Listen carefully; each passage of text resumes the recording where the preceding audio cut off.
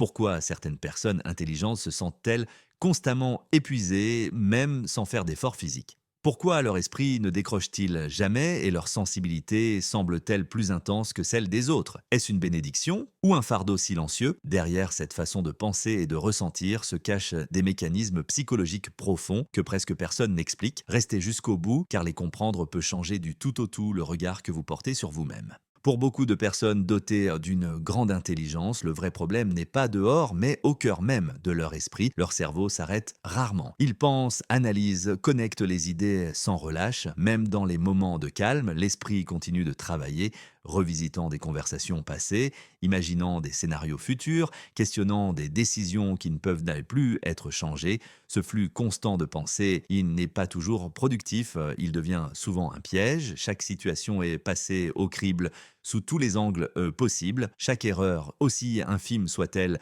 est amplifiée. Chaque silence est interprété. C'est ainsi que naît la suranalyse, une forme d'épuisement mental qui ne permet aucun repos, même quand le corps est immobile, alors que d'autres parviennent à déconnecter facilement. Les esprits les plus vifs ont tendance à rester piégés dans des boucles internes. Ils se demandent ce qu'ils auraient pu mieux dire, quelles conséquences aura une décision minime, ou ce que signifie réellement la réaction d'autrui. Le cerveau cherche des schémas, des causes et des explications même là où il n'y en a pas. Avec le temps, ce processus génère une sensation constante de fatigue, n'est pas un manque d'énergie physique, mais une lassitude mentale. L'esprit ne se repose jamais assez pour se sentir léger. Dormir n'est pas toujours un remède, car les pensées persistent, même la nuit, se muant en préoccupations silencieuses. Paradoxalement, cette capacité de réflexion profonde que l'on associe souvent à la réussite et à la créativité peut devenir un poids émotionnel. Trop réfléchir ne mène pas forcément à mieux agir. Dans bien des cas, cela paralyse. La personne doute, repousse ses dernières décisions, craint de se tromper car elle perçoit trop de variables simultanément. Ainsi, ce cerveau qui ne s'éteint jamais se transforme en une prison invisible. De l'extérieur, personne ne s'en aperçoit. De l'intérieur, c'est une lutte constante pour trouver le silence, la clarté et le repos dans un monde qui ne s'arrête jamais de tourner. En plus de trop penser, ces personnes ont tendance à ressentir trop intensément. Leur sensibilité émotionnelle est profonde, bien que rarement apparente. Elles perçoivent d'infimes changements dans le ton de la voix, des gestes subtils, des silences que d'autres ignorent. Ce qui passe inaperçu pour le commun des mortels devient pour elles une information émotionnelle capitale. Cette sensibilité n'est pas synonyme de fragilité, mais d'une immense capacité d'empathie. Elles saisissent l'état émotionnel d'autrui sans qu'un mot soit nécessaire. Elles ressentent l'attention dans une pièce, détectent le malaise lors d'une conversation et captent la tristesse dissimulée derrière un sourire. Cependant, ce don a un prix. Elles absorbent les émotions des autres comme si elles leur appartenaient. La mauvaise humeur d'un tiers, les conflits non résolus ou même la négativité ambiante s'infiltrent lentement en elles. À terme, cette accumulation émotionnelle provoque l'épuisement. Elles peinent parfois à distinguer où s'arrêtent les émotions d'autrui et où commencent les leurs. Pour cette raison, beaucoup de personnes hautement intelligentes privilégient la solitude ou les environnements paisibles. Non par misanthropie, mais par besoin de préserver leur équilibre émotionnel. Être constamment exposé à des stimuli sociaux peut devenir accablant, voire douloureux. Dans les relations personnelles, cette sensibilité est aussi un défi. Elles craignent excessivement de blesser les autres, pèsent chaque mot avant de parler et portent des culpabilités indues. Lorsqu'une relation prend fin, elles ne tournent pas la page facilement. Elles revivent l'expérience, cherchent y aller des explications et se demandent ce qu'elles auraient pu faire différemment. De l'extérieur, elles peuvent bien sembler distantes ou réservées. De l'intérieur, elles sont profondément connectées à tout ce qui les entoure. Leur silence n'est pas vide, c'est une forme de retenue émotionnelle. Cette sensibilité invisible ne les affaiblit pas, mais vivre avec elles dans un monde bruyant et effréné exige une force que peu savent reconnaître. Avec le temps, penser et ressentir avec une telle intensité laisse des traces. Pour se protéger, beaucoup développent une distance émotionnelle que les autres peinent à comprendre. Il ne s'agit ni de froideur ni de désintérêt. C'est avant tout une stratégie de survie. Après avoir essuyé des déceptions, des malentendus ou vécu des relations déséquilibrées, elles apprennent à poser des limites invisibles. Elles observent avant de faire confiance, elles écoutent dire plus qu'elles ne parlent. Elles préfèrent jauger le terrain émotionnel avant de se livrer pleinement. Cette prudence est le fruit de l'expérience, non d'une peur irrationnelle. La distance émotionnelle leur permet d'analyser les situations plus lucidement. Elle leur offre l'espace nécessaire pour réfléchir, éviter les réactions impulsives et protéger leur stabilité interne. Cependant, ce mécanisme peut aussi aussi induire un sentiment d'isolement. Plus elles se protègent, plus il est difficile de laisser autrui s'approcher. Dans la sphère sociale, cette attitude est souvent perçue comme de l'indifférence ou de l'arrogance.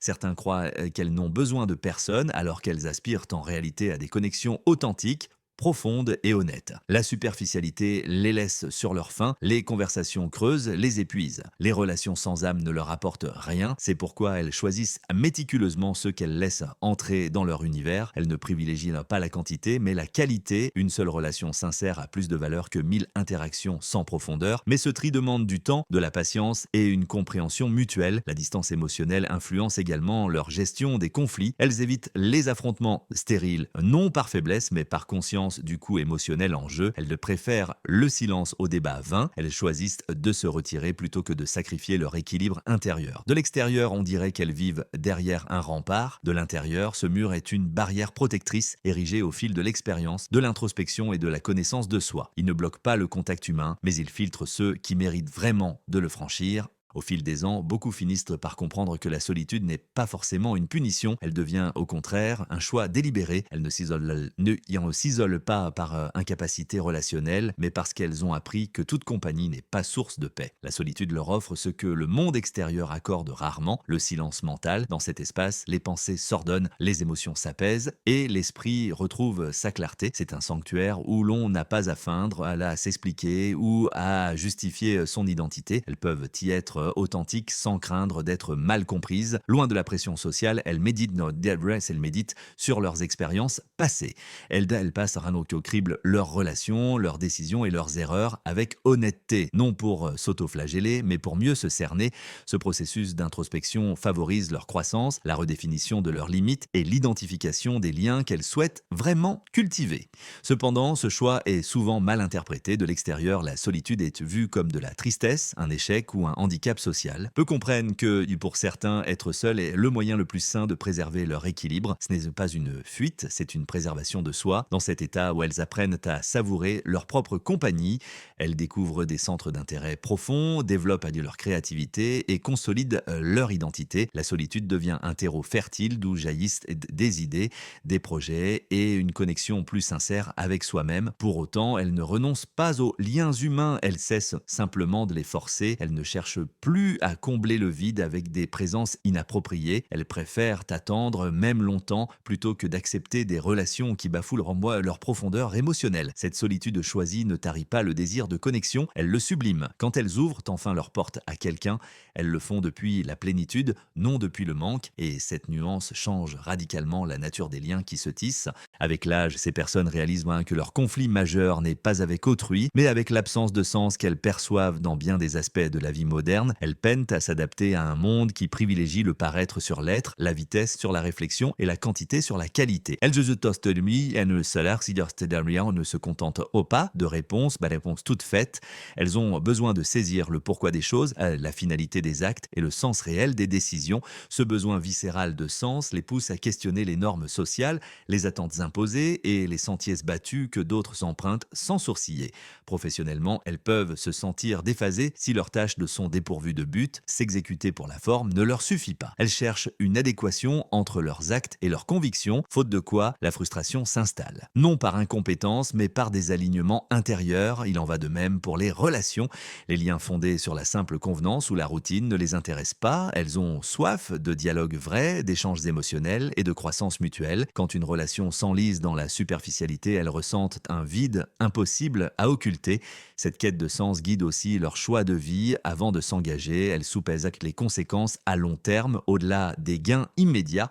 Elles préfèrent cheminer lentement si cela leur assure de rester fidèles à leurs valeurs profondes. Toutefois, vivre ainsi a un prix. Trop s'interroger peut créer un sentiment de décalage. Elles ont parfois l'impression de n'être nulle part à leur place. Elles voient les autres avancer d'un pas assuré tandis qu'elles marquent une pause pour réfléchir. Mais avec le recul, elles comprennent que ce temps d'arrêt est vital. Chercher du sens n'est pas un frein, c'est une boussole. Si le sentier est plus escarpé et solitaire, il permet de bâtir une existence plus authentique. Elles ne courent pas après ce qui brille, mais après ce qui dure. Et ce choix, bien que discret, forge leur identité profonde. Vient un jour où ces personnes cessent de se demander pourquoi elles sont différentes et acceptent que cette singularité soit l'essence même de leur identité. Elles ne nécessitent plus de se fondre dans la masse à tout prix, ni de se plier à des attentes qui ne leur correspondent pas. Elles réalisent, que se forcer à être comme les autres est une source d'usure silencieuse. Accepter sa différence n'est pas instantané, c'est le fruit d'années d'observation, de s'être senti en décalage, d'avoir cherché à comprendre pourquoi certains codes sociaux leur semblaient étrangers. Avec le temps, elles découvrent qu'elles ne sont pas défaillantes, elles vibrent simplement sur un autre rythme, une autre profondeur, une autre sensibilité. Cette acceptation révolutionnent leur rapport au monde. Elles cessent de se comparer sans cesse, elles ne calibrent plus leurs valeurs sur des critères externes et ne quémandent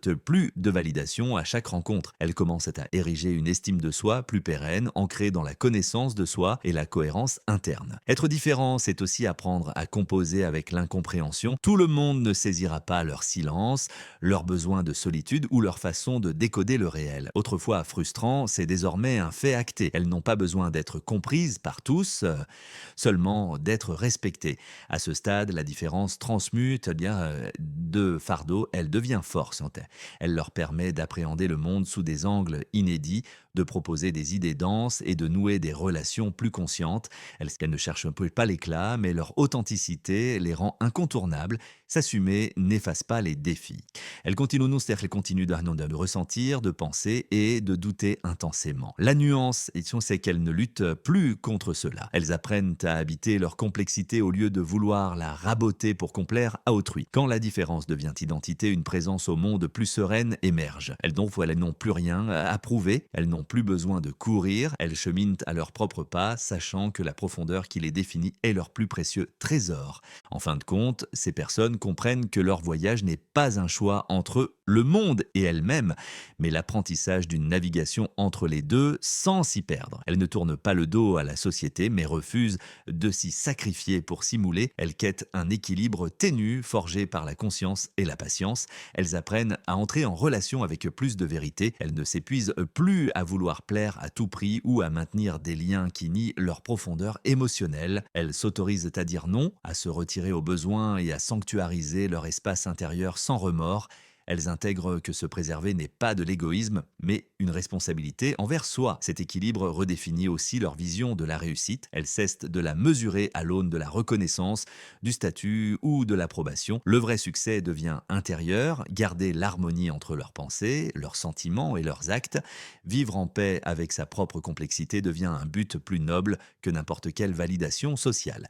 Avec le temps, elles s'aperçoivent que leur manière d'être au monde exerce une influence discrète. Nul besoin de s'imposer pour impacter. Leur calme, leur profondeur et leur écoute créent des havres où les autres se sentent enfin autorisés à être vrais. Sans le vouloir, elles deviennent des piliers de stabilité émotionnelle. La solitude n'est plus un poids, c'est désormais une alliée qui accompagne, pas un vide qui fait mal. Les liens qu'elles gardent, bien que rares, sont authentiques et puissants. Chaque relation choisie en conscience confirme qu'elles n'ont pas besoin de la foule pour se sentir entières. En regardant le chemin parcouru, elles voient que chaque étape avait son utilité. La suranalyse, la sensibilité, la distance et la solitude étaient des passages obligés vers cette acceptation. Rien n'était vain, tout faisait partie du grand œuvre. La vraie question n'est plus de savoir pourquoi elles sont différentes. La vraie question est la suivante: combien de personnes osent vivre avec une telle honnêteté intérieure dans un monde qui prend rarement le temps d'écouter?